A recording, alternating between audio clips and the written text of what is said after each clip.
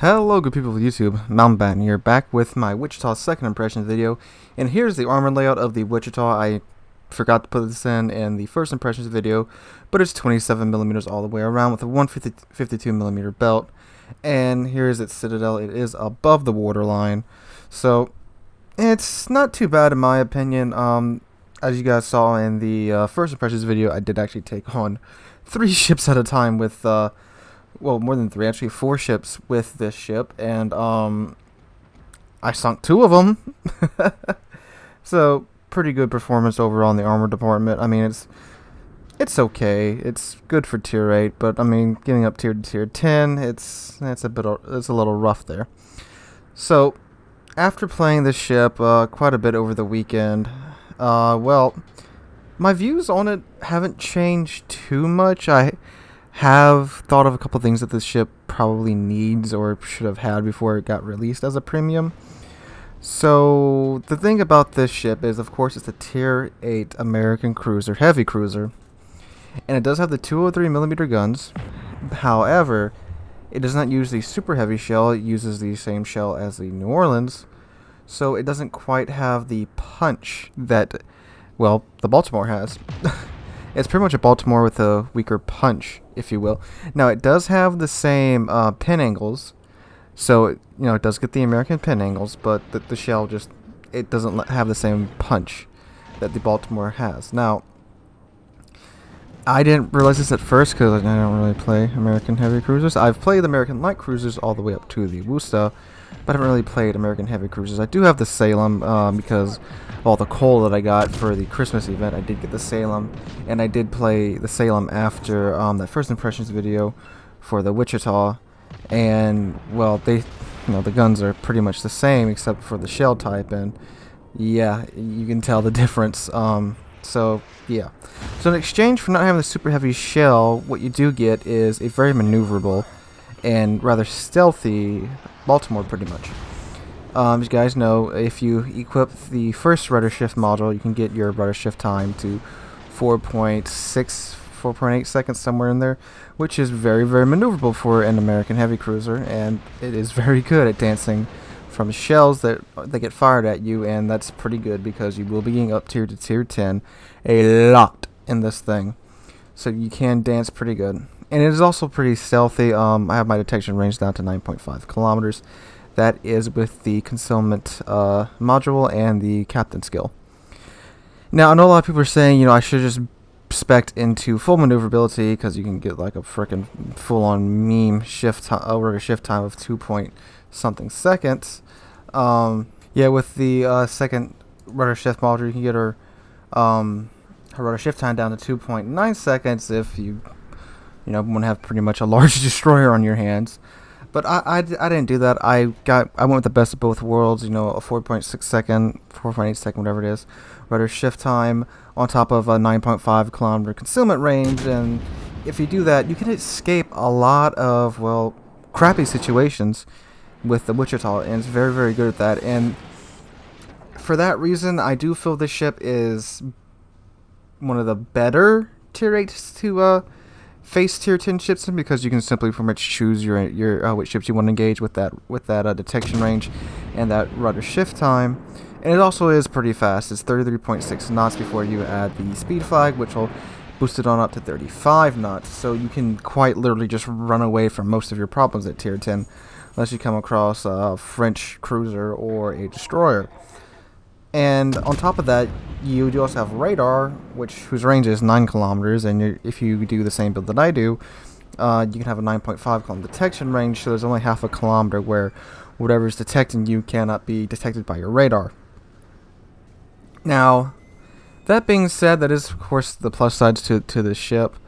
You could throw the guns in there as a plus side because I do like the guns, but the fact that they don't have that super heavy shell is that's just especially after playing the Salem. I know Salem's a tier 10 with the faster reload and all that, but they're both 203, and they should be impacting the same if they use the same type of ammunition, but they do not. Now, the turrets are also pretty slow. You do outrun them pretty easily with the rudder shift, but I mean, I haven't played a lot of American heavy cruisers, so I don't know if they're slow for cruiser standards, but I mean, outmaneuver them when you just maneuver slightly, it's quite annoying. So some of the things that the ship should have had, in my opinion, for being pretty much an up tier 7, is that I really think the ship should have had a heal. If this ship would have had a heal, I would tell you to go out and get it right now. But it does not have a heal, and it's really weird because there's no real gimmick to this ship. It's a tier 8 with tier 7 guns, but it's stealthy and maneuverable. Yeah. So, if they added a heal to it, I feel like that would have, made this a good premium. Because, tier 8 tech line cruisers do not have any heals. And that's another thing that I've been thinking a lot about recently, too, is I do think tier 8 tech line ships should be getting heals now. Because of just the constant up tiering to tier 10. It's, you're playing over half of your games in tier 10 if you're playing tier 8. And I do think they do need to get some heals on those tier 8 cruisers, and but on the other side, what happens when they're top tier in a tier 6 game, and try and get tier 6 ships to chip away at their health, and then oh look, they've repaired it. So I can kind of understand how that's hard to balance, but it's just something, it's a premium. You could have put it on a premium ship, and that definitely would have helped the ship out a lot. But overall, it feels oddly balanced as a premium, and you don't get a lot of premiums that are balanced. A lot of times you just get them that they're slightly overpowered, or some that are really overpowered, or you just get some that are just complete trash. And it's weird because this is just kind of a middle of the line meh premium. I'm not saying go buy it, and I'm also not saying don't go buy it. I'm saying if a maneuverable tier 8 American heavy cruiser with, it has the same pin angles as the other American heavy cruisers, but they just, if you're fine with your punch being a bit lighter, and if this looks appealing to you, I said, yeah, go get it, because, it's what the ship is. If you enjoy kiting, the ship's really good at kiting with its speed and concealment. As you can see on the screen right now, it's pretty much what I'm having to do. I'm the runway from that Republic over there, and I'm pretty much just kiting back to my team. Well, depending upon what point you're at, I'm either just running back to my team, or I'm actually kiting the Republic.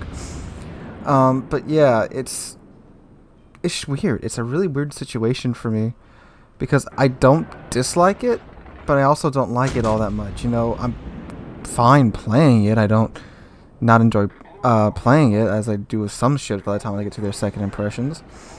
But it's just like it's weird.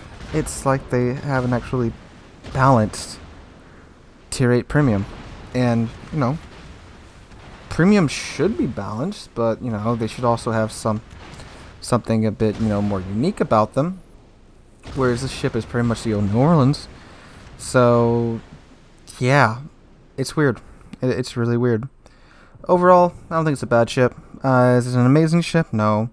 It's an okay ship. It gets my seal of approval. It's a decent premium. There's no reason to not get it if you're just looking to pick up a tier 8 premium, although I would recommend several other tier 8 premiums over this one. It's kind of like the same situation with the Prince Eitel Friedrich. A lot of people were saying that ship's complete trash. A lot of people were saying no, it's actually quite decent. Kind of the same thing, because like I said, it's kind of balanced, but also I think the ship should have had a faster reload. I think if they would give it, they'd whack, 2-3 seconds off the reload time.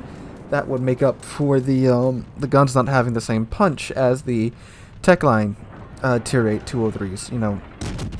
Give it that bit of extra DPM to make up for that lack of a punch. Now, of course, because these are tier 7 guns, you get tier to tier 8 with them. I think that's something that could have easily been implemented, and then the ship still would have been balanced. So it's just kind of the same situation with the Prince Eitel Friedrich, and I did say this ship does need a bit more uniqueness to it besides just it is maneuverable and it is fast. That's good and all, but faster reload on the guns. I think that and the heal that would put a pretty bow on this ship, and then I would definitely be saying go get it. But you know, Wargaming did what they did, and it's just New Orleans at tier 8 again, but more maneuverable. So I mean, again, if this looks appealing to you, I'm not telling you to not pick it up. I've been enjoying playing it. It's just, you know, it doesn't have. It's weird because all these premiums have been coming out recently. They've been having gimmicks to them, and the ship doesn't really have any gimmick. It's just fast and maneuverable. It's a fast and maneuverable New Orleans at tier 8. Yep. So that's what it is. And like, if you enjoyed New Orleans at tier 8 before, I'm sure you'll enjoy this ship because it's the exact same thing. I've read many a post that have said that, and I must agree with them too. Not that I've played New Orleans, but you know, looking at how New Orleans played and looking how this plays, it's pretty much the same thing. So there you go. So the final impressions video will be out, and I don't know, next week after that. So if you like the video, drop a like, leave a comment, and subscribe. We're on our way to 2,000 subscribers, and we just passed 1,500. Also, don't forget to join the Discord. There's stream announcements in there, like this weekend we didn't have a stream because of some more personal stuff that happened with me. So make sure you join the Discord. Link is in the description down below. So again, guys, thank you so much for watching. I hope to catch all of you guys in the next one.